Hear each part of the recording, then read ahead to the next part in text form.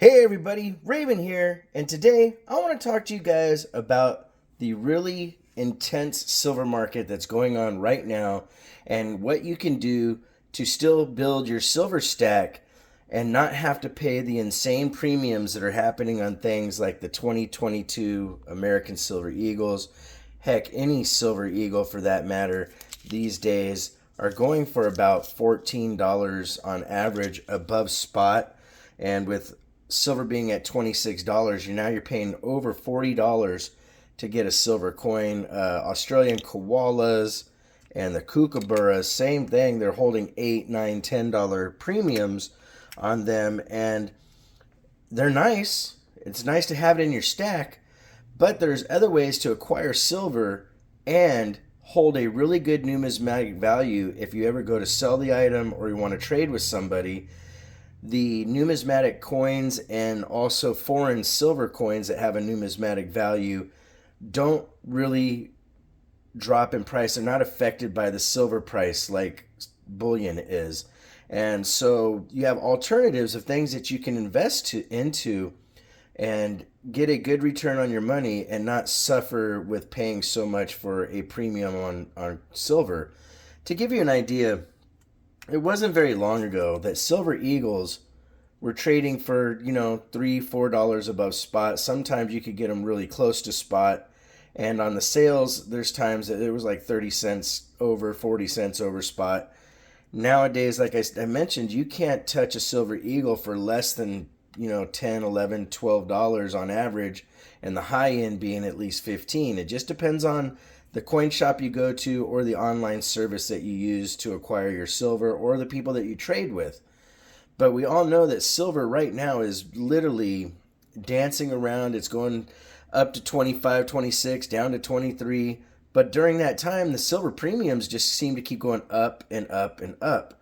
So what I propose is that you invest into other items that have a numismatic value as well as have some silver in their composition, and also think about investing into foreign coinage, and we'll talk about that here right now. So some of the items I'm talking about are peace dollars, Morgan silver dollars, even things like a Carson City silver dollar. And the reason why I say that is if you're going to spend, let's say, $44 for a eagle because you have the cost of the coin plus tax or shipping or whatever's going on, and you can turn around and buy a slab certified or even a raw peace dollar for, in this grade, you're probably looking at $65, right? Here's the thing.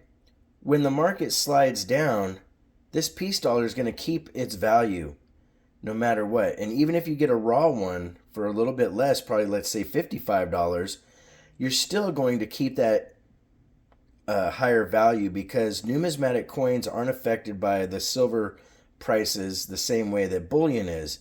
Bullion can be affected quite a bit when silver drops really hard. Kookaburras and silver eagles can actually end up going down in price if the price drops. But we've also noticed that lately the dealers have really kept those premiums up. If silver goes down, they raise the price of the silver premium. And there's this odd price point where it seems that they want no less than $35, $36 per coin, or actually per bullion round.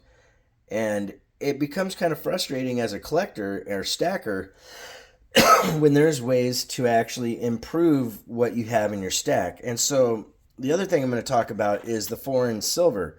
This is a 1967 Canadian mint set. It has a dollar, half dollar, quarter, and dime that are all 80% silver. And you can get these for a relatively good price at most local coin shops because a lot of coin shops don't put much weight into Canadian silver. They're 80%, so they're less than junk silver. We live in the United States, most of the collectors in the community.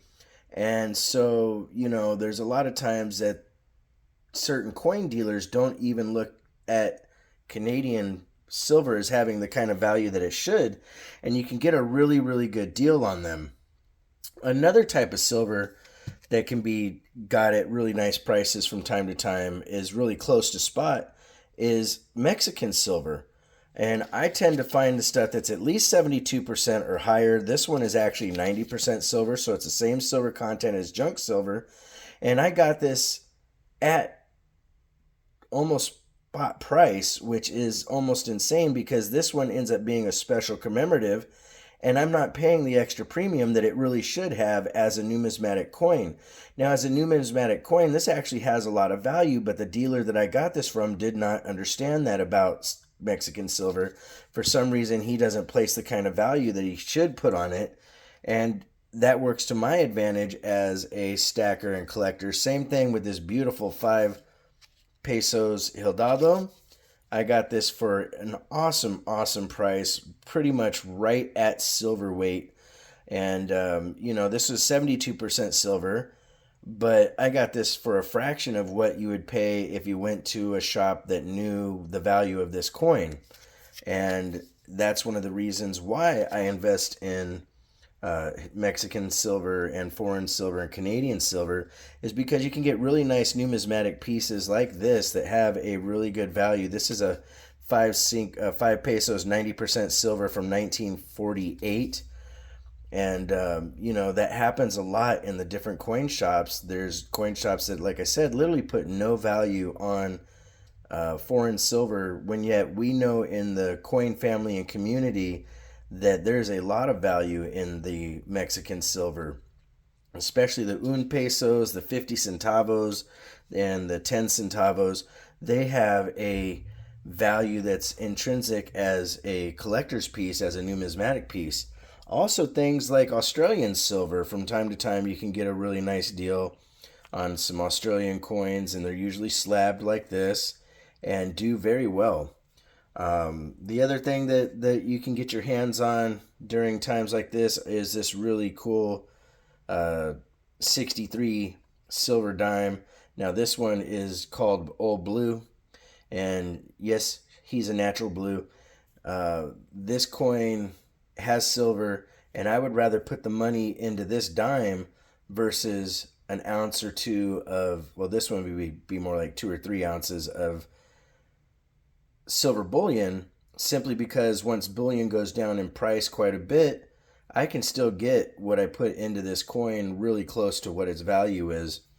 Same thing with things, like I said, like with the proof dollars, or not the proof, the Morgan dollars and the peace dollars. They are on fire right now, and a good example of something where, if I can get this item for, let's say, $60, and this Silver Eagle is 45. Well, when I go to try to sell this Silver Eagle down the road, they're going to try to lowball me, give me probably, somewhere in the low 30s, high 20s, depending on where silver is. But this Morgan, they're going to give me high 50, probably, mid 50 range, somewhere in there, keeping it close to its numismatic value, so that, one, I get what it's worth, and two, the coin shop owner still gets to make a little bit of profit on top of it. And other things that you want to consider are things like this beautiful 1960 Denver MS63 full bell line Benji. Now, these are considered a premium collectible. They're running about $120, give or take, depending on what store you go to. I know that at any time I can go in there and get $100 plus for this coin and be satisfied knowing that I didn't really lose out by buying it for like 110, maybe 120 at most. I'm still going to get most of the value back.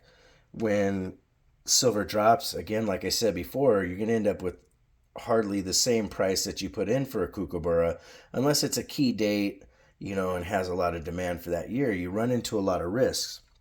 Finally, you have the ultra premium kind of stuff like Carson City's Morgan dollars that you can invest in as well. Now, these as of late have gone up quite a bit, but once again, when I go to sell this, I know that this is going to hold its value way more than it holds for silver bullion. And that's basically the overall point of this video, is to drive home the fact that there are a lot of things that are worth more even though the price of silver has changed. Like always, if you want to correspond, it's ravenhawkcoins@gmail.com. The P.O. Box is 721-296, Norman, Oklahoma, 73070. Make sure to take care of one another, and we'll see you real soon. Ravenhawk Coins, have a great day.